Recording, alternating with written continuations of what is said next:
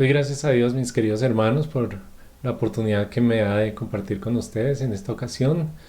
Venimos juntos, ahora en otro formato, pero siempre dispuestos a mirar qué tiene el Señor en su palabra para nosotros. Agradezco que Dios me da esta oportunidad y agradezco también a ustedes por la invitación. Hoy me uno al estudio que han estado siguiendo sobre la carta de Santiago. Es una grata sorpresa para mí, o lo fue cuando Ricardo me mencionó que querían pedirme que compartiera sobre cierto pasaje de Santiago. Y es una grata sorpresa porque es uno de mis libros favoritos. De hecho, el año pasado en la iglesia de Chía, en el segundo semestre, estuvimos estudiando este libro de Santiago. Eh, Se estima que el libro de Santiago fue el primer libro del Nuevo Testamento en ser escrito aproximadamente hacia el año 48 después de Cristo. El autor, pues muchos estudiosos concuerdan diciendo que fue Jacobo, el hermano de Jesús, y este libro se caracteriza por tener una enseñanza práctica. Por eso me gusta. Digo yo veo que es tan práctico, que lo encuentro tan fácil de asimilar, tan fácil de entender en cierta medida, que lo encuentro muy agradable para mí, muy práctico. Santiago fue escrito especialmente para judíos creyentes del primer siglo. Se deduce que fue el primer libro del Nuevo Testamento porque no indica en una clara diferencia entre el cristianismo y el judaísmo. Por eso introduce Santiago su carta a las 12 tribus de la dispersión, dirigida a las 12 tribus que están en la dispersión. En el primer siglo pues estaba surgiendo la iglesia, y la iglesia venía de esa herencia del judaísmo, y en un principio los primeros cristianos o los primeros creyentes pues fueron judíos que venían de toda esa tradición judía. Después se presentó la división entre el judaísmo y el cristianismo cuando muchos judíos decidieron permanecer en su religión de judaísmo y no adoptar el principio de la iglesia y del cristianismo. En el principio eran uno solo o estaban mezclados, y por eso lo encontramos en este pasaje, en esta introducción de Santiago, una carta que en efecto va dirigida a creyentes, pero en el título, en la introducción, encontramos que es dirigida a las 12 tribus de Israel que estaban en la dispersión. La intención central que encontramos en Santiago es mostrar cómo es una fe práctica, cómo se ve la fe en la práctica. Y Santiago cuestiona una y otra vez el comportamiento hipócrita, contrasta ese comportamiento con el comportamiento de un creyente piadoso. Y eso lo encontramos una y otra vez. Por eso encuentro tan atractiva esta carta, porque es muy práctica, porque es muy directa, porque es muy ilustrativa. Y seguramente ustedes ya lo habrán notado en lo que llevan recorrido de Santiago hasta este punto. Muy al estilo de la literatura hebrea, Santiago comienza por la conclusión, con esa declaración que en un principio es difícil de asimilar: tened por sumo gozo cuando os halléis en diversas pruebas. Y esa en realidad es la conclusión, y él va desenvolviendo el tema de cómo lleva a esa conclusión. Es similar a lo que encontramos en Eclesiastés, cuando el predicador comienza diciendo: vanidad de vanidades, todo es vanidad. Esa es su conclusión. El autor comienza por la conclusión y después procede a ampliar el tema y a explicar por qué llegó a esa conclusión.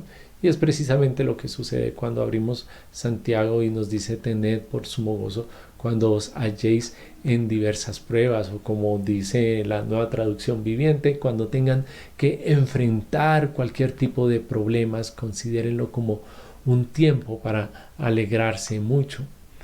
Eso es lo que creo que sucede cuando abrimos Santiago. Empieza él por la conclusión, después procede a ampliar el tema y a explicar por qué llegó a esa conclusión. Nos explica en esos primeros versículos del primer capítulo el valor de las pruebas, cuyo fin es producir en nosotros sabiduría, producir en nosotros madurez, y luego, como si fuera con plastilina, nos explica en qué consisten las pruebas y cómo debemos enfrentarlas o soportarlas. Nos lleva a entender cómo es que muchas veces terminamos siendo tentados en vez de ser probados, solo por nuestra concupiscencia, por esa inclinación natural que hay en nosotros de pecar hacia el pecado, y cómo es también la dinámica misma del pecado. Empieza como con una atracción pecaminosa, una idea que consentimos o que entretenemos en la mente, esa termina siendo la concepción del pecado. Luego lo cometemos, lo realizamos, lo llevamos a cabo, en el cual se está dando a luz el pecado. Y cuando da a luz el pecado, cuando ya se ha engendrado, pues el pecado da a luz la muerte. Y como dice aquí, esto que estoy proyectando, el pecado en realidad no es una línea que se cruza, sino una senda que se sigue. Y ahí está muy bien descrito en esos versículos en Santiago, donde dice que estamos atraídos por nuestra propia concupiscencia, somos atraídos y seducidos. Y luego, cuando es concebido ese pecado, cuando lo entretenemos en nuestra mente, lo concebimos y lo realizamos, da a luz la muerte. No podemos esperar muy buenos resultados del pecado. Concluye esa sección con palabras muy claras de advertencia, diciendo: no erréis. Dice otra versión: no se dejen engañar. Todo lo que es bueno y perfecto es un regalo que desciende a nosotros de parte de Dios. Las cosas buenas provienen de Dios. No pensemos que Él nos tienta, no pensemos que es culpa de Él que caemos en pecado, no pensemos y no asimilemos que es porque Él decide eso, sino que realmente hay atracción en nosotros hacia el pecado. No nos dejemos entonces engañar. En otras palabras, no nos equivoquemos con la idea de que Dios nos tienta. Él no lo hace. Todo lo contrario, todo lo bueno y todo lo perfecto es lo que viene de parte de Dios. Por tal razón, no debemos dejarnos engañar pensando que Dios es el que nos tienta, y es la advertencia que nos está haciendo Santiago ahí en esos versículos. Y en esa cadena de ideas y pensamientos es que llegamos a la última parte del capítulo 1 de Santiago, que es lo que estaremos viendo hoy, la cual está entre los versículos 19 y 26. Si tienes tu Biblia, te invito a que busques Santiago 1. Vamos a estar leyendo los versículos 19 al 26. Pero antes de continuar, oremos, pongamos este tiempo en manos de nuestro Dios.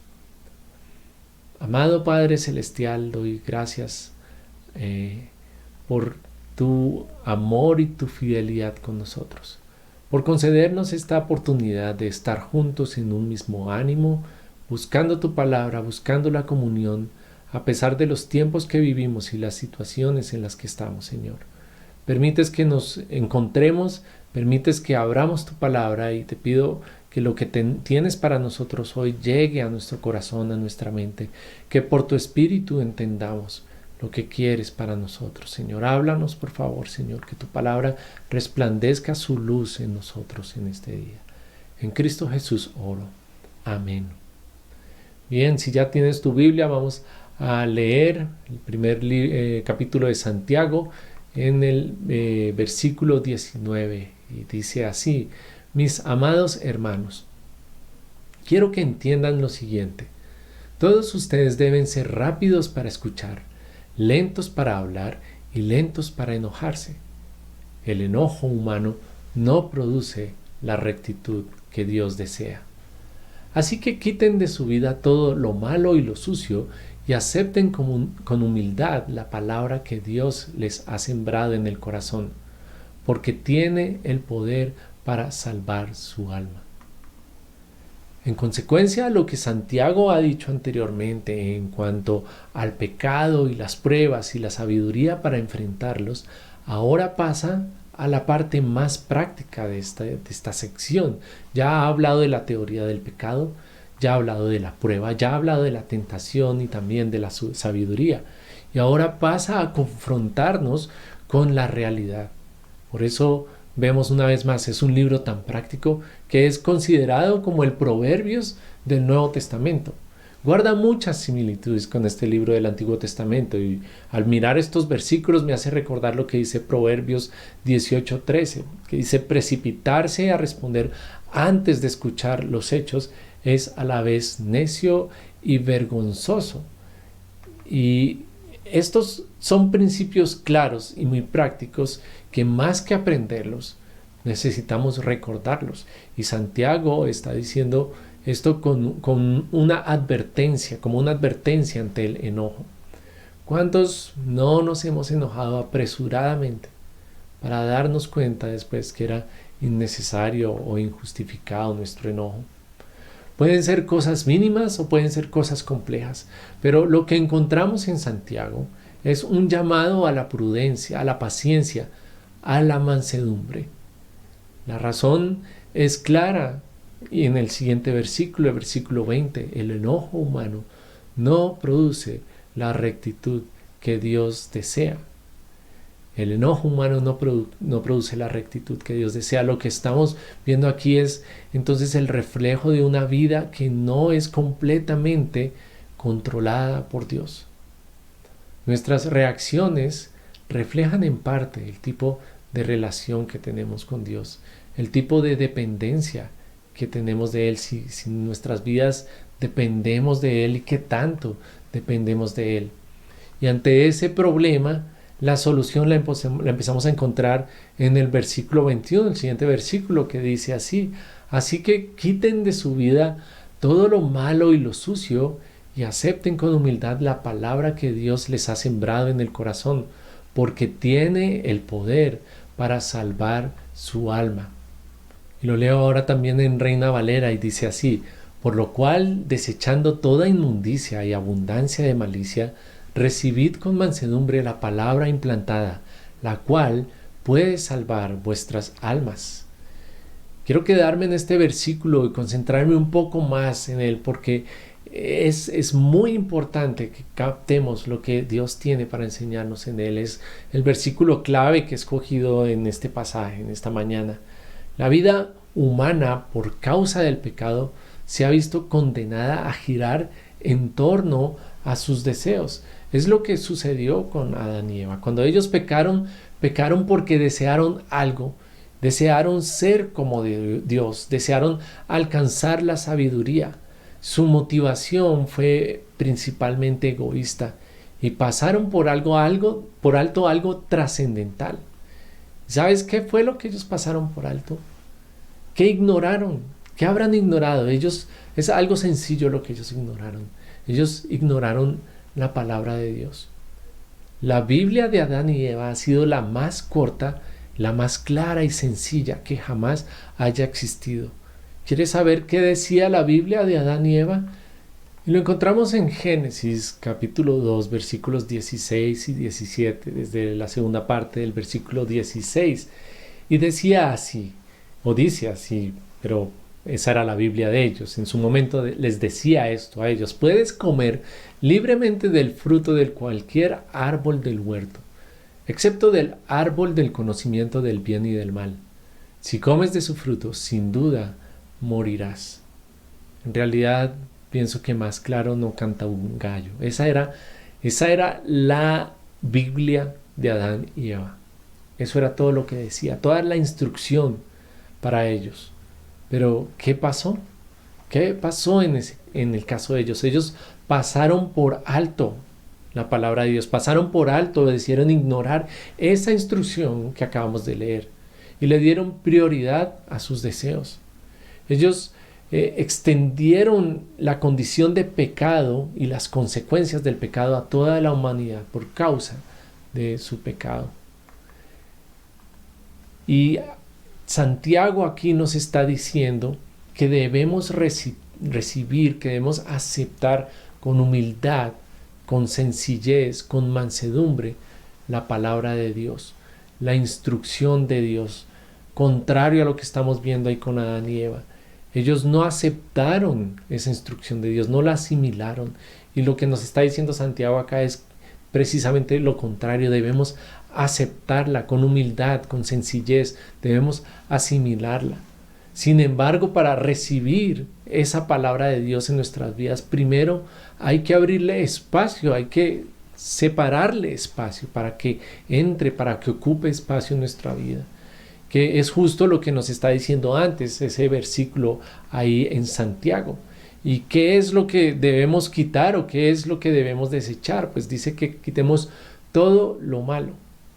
Al decir que quitemos, que desechemos todo lo malo, se está refiriendo a todo lo inmundo, a todo lo sucio, a todo lo perverso. Y nos es fácil pasar por alto las implicaciones de lo que estamos leyendo acá. ¿Y por qué? Porque en gran parte lo hacemos porque tendemos a pensar que somos buenos. O sea, si nos dicen, saca lo malo de tu vida, uno empieza a decir, no, pero es que yo no soy tan malo. O piensa, bueno, tampoco tengo tantas cosas malas en mi vida. Pensamos muy bien de nosotros y pensamos que en nuestras vidas hay muchas cosas buenas. Tenemos un concepto muy alto de nosotros mismos, que nos cuesta trabajo reconocer lo malo, lo perverso, lo sucio que hay en nuestras vidas, o que aceptamos o a lo que le damos cabida o participación en nuestras vidas. ¿Quieres que la palabra de Dios obre poderosamente en tu vida? ¿Quieres ver a Dios obrar en ti por medio de su Espíritu y por medio de su palabra? Pues si quieres que eso suceda, que la palabra de Dios surta efecto en tu vida y que sea efecto real y perdurable, tienes que comenzar por quitar, por sacar cosas. Y me gusta más la palabra desechar, como aparece en la versión Reina Valera. Desechar de tu vida todo lo malo, toda inmundicia. Y desechar significa tirar, deshacerse. Algo que tú decides no tener más. Es literalmente lo que hacemos con la basura, pero más aún con la basura putrefacta. No queremos tenerla cerca, no la queremos tocar, no la queremos oler, no queremos ensuciarnos. Pues bien, me temo que en muchas ocasiones somos demasiado laxos o demasiado tolerantes en las cosas malas o perversas que toleramos en nuestras vidas. Puede ser de manera sutil o puede ser de manera abierta. Pero consideremos eso. A veces dejamos que nuestra mente entre en muchas cosas que en realidad no valen la pena o no nos convienen. ¿Has visto alguna vez una película de acción en la que deseas que el ladrón o el fugitivo se salgan con la suya? Hay muchos casos así. Películas o series de robos brillantes, muy bien ingeniados, muy bien pensados, y uno dice, uy, qué inteligencia, y termina admirando al ladrón. Pero Dios dice muy claro, no robarás. Y uno acepta en su mente esas ideas. Uno acepta y termina aceptando esa trama. ¿Hasta qué punto crees que es bueno dejarnos llevar por esas ideologías? ¿O has visto alguna vez una novela donde el adulterio o las relaciones fuera del matrimonio son exaltados? Donde el libertinaje sexual es normal, es aceptado. ¿Qué piensas de esas cosas? ¿Cómo dejas que eso entre a tu mente? ¿Lo filtras? ¿Lo reconoces como error, como pecado? ¿O lo dejas pasar libremente y que se anide en tu mente, en tu manera de pensar, en tu manera de ver la vida? ¿O has escuchado música con alto contenido sexual? Siempre lo que vemos en muchas canciones, en mucho tipo de música, encontramos que hay un alto contenido sexual, un alto contenido de lujuria, y muchas veces dejamos que eso pase a nuestra mente libremente, que entre sin restricción, que entre sin ningún problema. Y estoy hablando de cosas que tienen la apariencia de inofensivas, porque pues alguien podrá estar preguntando, pero ¿qué tiene de malo el vallenato, por ejemplo? Y pues en realidad no tengo nada contra el vallenato, de hecho me gusta. Lo que no me gusta son ciertas letras, que son una gran mayoría, que hablan de todo menos de algo que sea bueno o edificante o por lo menos moralmente correcto. Mucho se habla del adulterio, de la fornicación, de los amantes, del sexo, etcétera, etcétera. Y nosotros dejamos que esas cosas pasen sin filtro a nuestra mente. Considera cuánto tiempo dedicas al día a Facebook, a YouTube, al Instagram o a cualquier otra red social, o a ver televisión o a escuchar música de cualquier tipo que no sea cristiana, y compara esa cantidad de tiempo con el tiempo que dedicas cada día a leer la Biblia, a escuchar música cristiana que sea edificante, o a escuchar alguna enseñanza o predicación. ¿Cuánto tiempo dedicas a orar?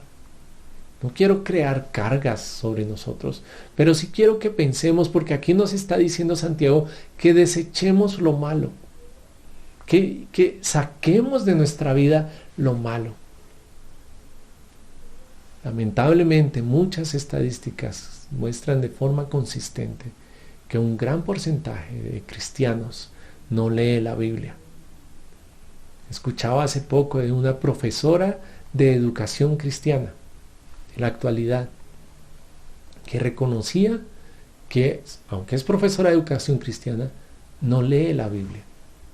No lee la Biblia. ¿Qué le puede enseñar a unos estudiantes una profesora de educación cristiana que no lee su Biblia, que no se expone a la palabra de Dios, que no toma en serio la palabra de Dios?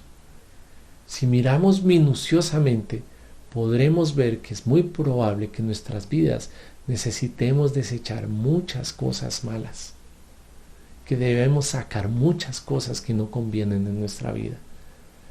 La Reina Valera, la Biblia en la versión Reina Valera dice que desechemos toda inmundicia y abundancia de malicia.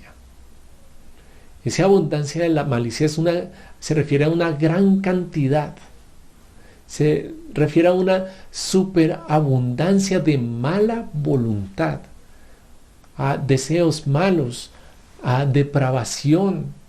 Está indicando una perversión que no se avergüenza de quebrantar las leyes, que no tiene pudor, que no le molesta quebrantar las leyes. Esa es la abundancia de malicia. Me temo que estamos en unos tiempos y en una sociedad donde la malicia abunda, donde el justo es objeto de burla, donde el que hace lo correcto es el bobo, como suele decirse. Piensa en aquellas series o películas que retratan los asaltos maestros ideados por hábiles estrategas. Esas producciones que exaltan a los malos como los buenos y a los buenos como los malos. ¿Y sabes qué dice la Biblia acerca de eso? Mira lo que dice, está en Isaías 5:20.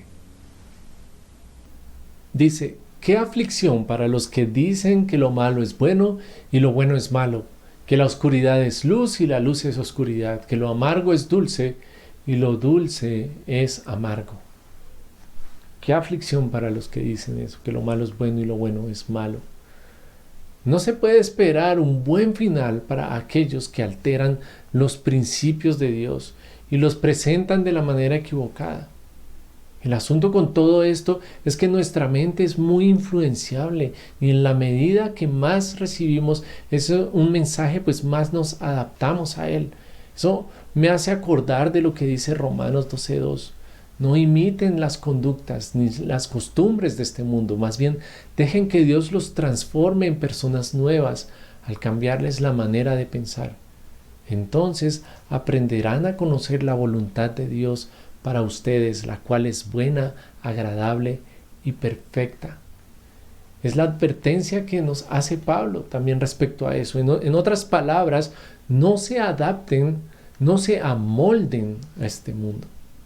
Pues la mejor manera que tiene el mundo, o en la mejor manera en que el mundo imprime su molde, es mediante la comunicación insistente y repetitiva que afirma que lo malo es bueno y lo bueno es malo. En todo lado el honesto es considerado el tonto. Vivimos en un mundo, y diría que en un país, en que en muchos entornos se aplica el famoso dicho que el vivo vive del bobo. Y el vivo no siempre es el bueno, no siempre es el honesto, no siempre es el correcto. En la medida que dejamos que nuestra mente sea influenciada por elementos ajenos a la verdad de Dios, estamos dando lugar a lo malo e impidiendo que la palabra de Dios surta efecto en nosotros. Por el contrario, cuando desechamos, cuando quitamos todo lo malo, todo aquello en lo que abunda el pecado y la perversión, abrimos campo, estamos separando y preparando terreno en nuestro corazón para la palabra de Dios. Santiago dice que quitemos lo malo y recibamos con humildad, con mansedumbre la palabra. Quiten de su vida todo lo malo y lo sucio y acepten con humildad la palabra de Dios. Esa humildad equivale a la mansedumbre. Y me encanta ese término de mansedumbre o de manso. Define el diccionario manso o mansedumbre como algo que es de condición benigna y suave, que se dice también de un animal que no es bravo, o dicho de una cosa insensible, apacible, sosegada, tranquila, un aire manso, una corriente mansa. También se habla en el ganado lanar, cabrío o vacuno, de un carnero macho o buey que sirve de guía a los demás. La mansedumbre o la condición de manso indica a alguien que, y si lo miramos desde el concepto del animal manso, es un animal que pone su fuerza y su capacidad a disposición de su amo, que sigue las órdenes y que las sigue también, que le es útil a su amo. Lo opuesto de la mansedumbre es la crueldad, es el autoritarismo, es la insensibilidad. Y cuando Santiago dice que recibamos con mansedumbre, con humildad, la palabra se refiere a que tengamos un carácter amable y dispuesto para esa palabra. Que lo hagamos, que la recibamos con una actitud benigna y suave, sin oponer resistencia.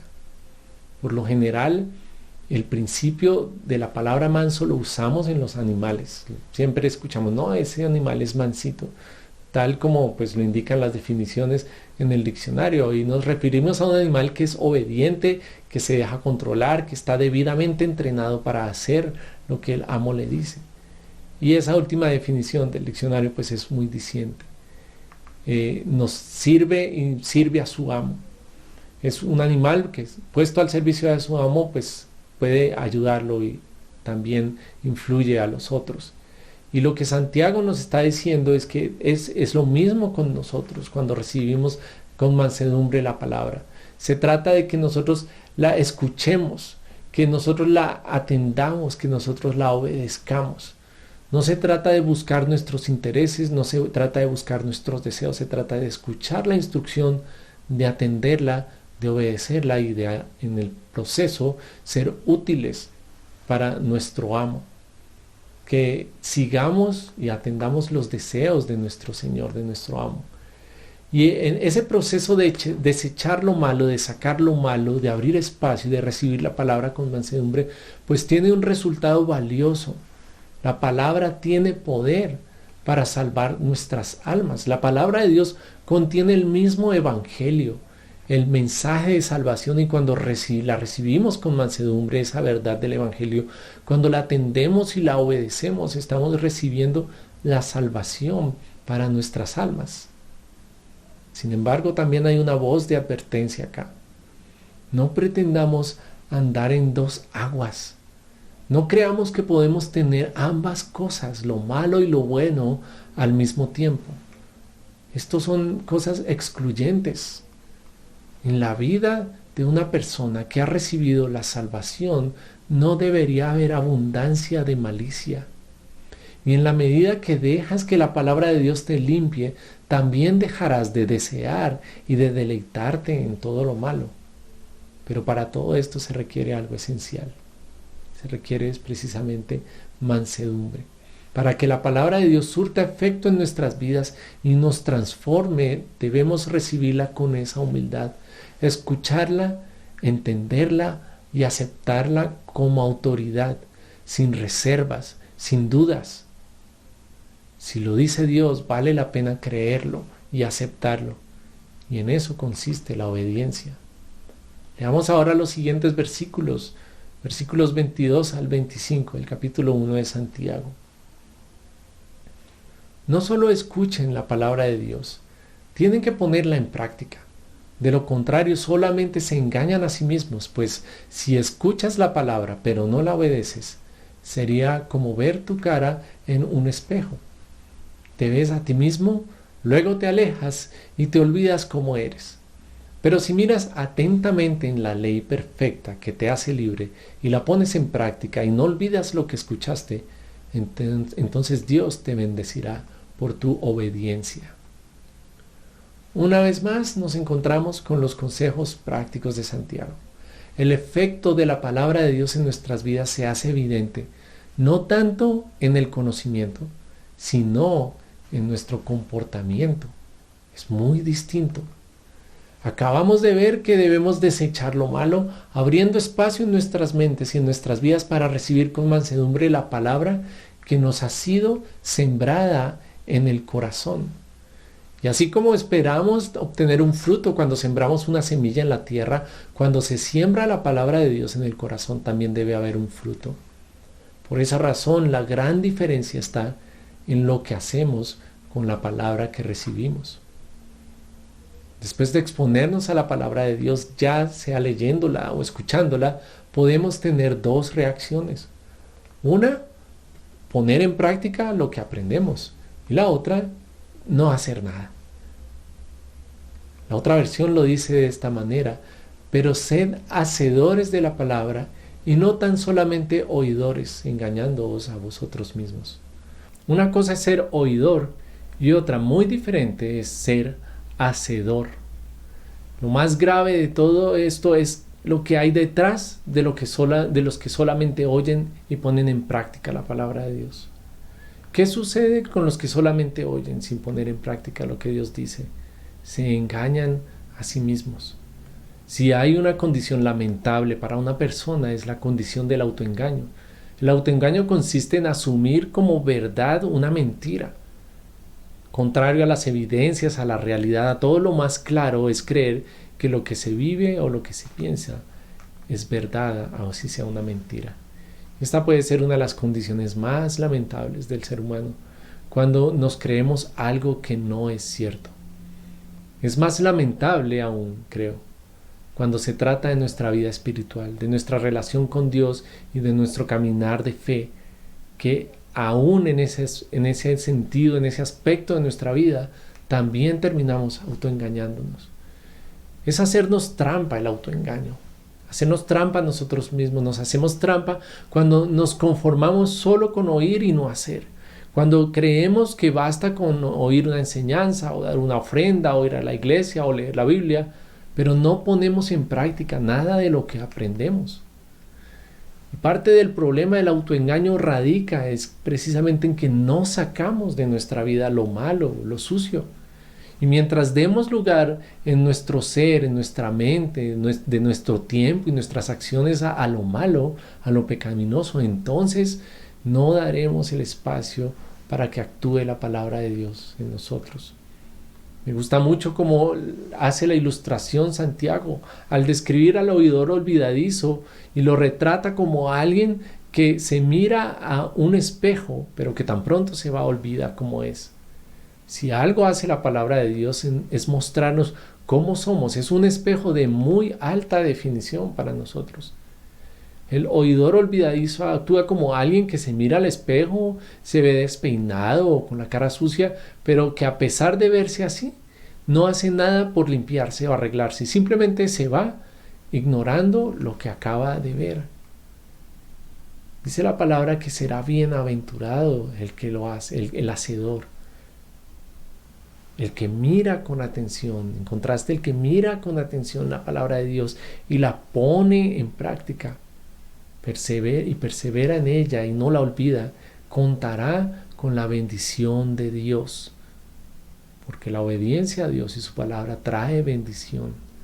Esta persona será dichosa, bienaventurada. En conclusión, mis queridos hermanos, tenemos ante nosotros una elección. Tenemos la palabra de Dios, la Biblia, y tenemos la capacidad de escucharla, de leerla y de entenderla. Sin embargo, en la medida que todo lo que aprendamos se quede en teoría, sin llegar a ser practicado en nuestras vidas, estaremos autoengañándonos. No caigamos en esa condición. Dios nos ha dicho con claridad, no solo escuchemos la palabra, no solo quedemos siendo oidores, sino que tomemos acciones prácticas, seamos hacedores. Eliminemos de nuestras vidas lo malo, las inclinaciones a pecar, los hábitos pecaminosos, la información que no nos es útil y que afecta a nuestra moral, nuestra inteligencia, nuestra espiritualidad, nuestra relación con Dios. No asimilemos sin filtros la información que por todos lados se nos presenta. Quitemos lo malo y demos espacio a la palabra de Dios.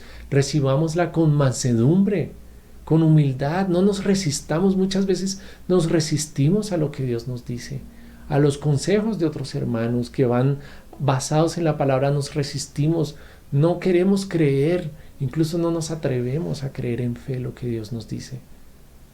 Recibamos la palabra con esa humildad, con disposición a aceptarla y a aplicarla. Que la palabra de Dios surta efecto en nuestras vidas y nos transforme. Quitemos lo malo y demos espacio a la palabra de Dios para que nos transforme. Oremos.